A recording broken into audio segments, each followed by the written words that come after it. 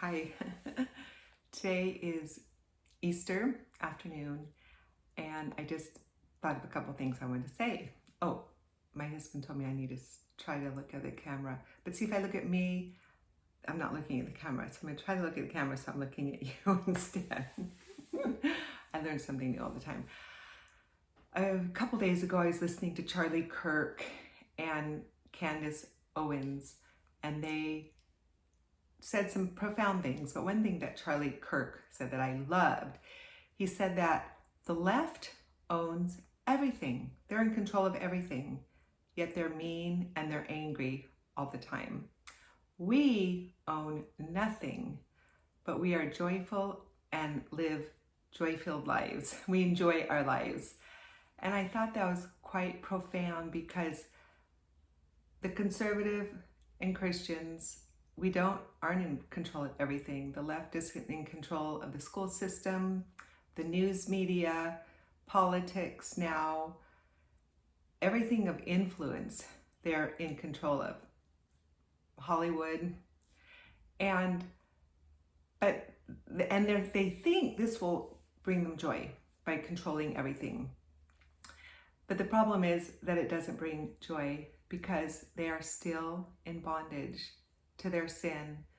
The only thing that brings joy is Jesus Christ.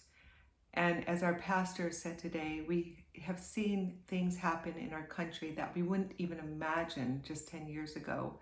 The debauchery, the sexual immorality, fornication, just horrible, horrible things, the things that they're doing to children, sex trafficking, pornography exploding. What's right is wrong, what's wrong is right. And our nation was founded upon freedom of speech and freedom to worship. And we can see those rights being taken away from us as we speak truth on social media and have our words censored or put in Facebook jail or taken off Twitter for a while. We can see those freedoms slowly erode, and we've always loved America for the freedoms that we have here. And the left is using those freedoms to be able to live however they want, their debauched, wicked lives, and try to control all of us with that, and even want to make us to celebrate that and silence all of those who speak out against it. But then our pastor made it clear, being Resurrection Sunday, what the only ones truly that are free are those who love Jesus Christ, because He has freed us from our sin. We're completely forgiven the moment we believe. That's true freedom. We're free to walk in the Spirit. We're new creatures in Christ. No matter what they do to us, they'll never take away those freedoms. We're free from God's coming wrath against all who don't believe. We're free from hell and damnation. We're going to be able to live on a brand new earth forever and ever.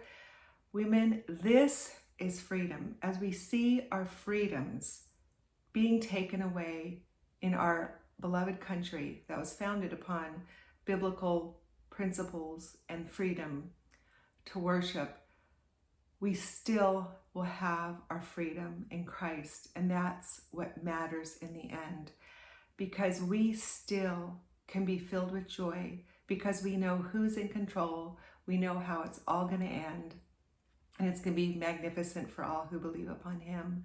So we don't have to worry. We don't have to fret and be afraid of what the future holds for our children and our grandchildren. We just have to make sure they know Jesus Christ. We need to model it to them. There's nothing more powerful than the power of a transformed life. We have to shower grace and forgiveness upon all those we meet. We win other people by loving them. And we don't win them by trying to control them as the left is doing and trying to take away their freedoms. We love them by telling them who they are in Christ. And if they believe in Him, all of their sins will be washed away and they'll be as clean as a newly fallen snow. So this is our freedom. This is where our freedom lies. And we have to keep reminding ourselves of this as our world grows darker and darker and more wicked, that Christ has conquered the grave Therefore, we have conquered the grave. He's conquered sin and death and Satan, and we don't have to worry about them. We just put on our shield of faith and have the word of the Spirit in our minds continually, renewing our minds with that. And remember, the freedom that we have in Christ is so much more important than any other freedom that we have.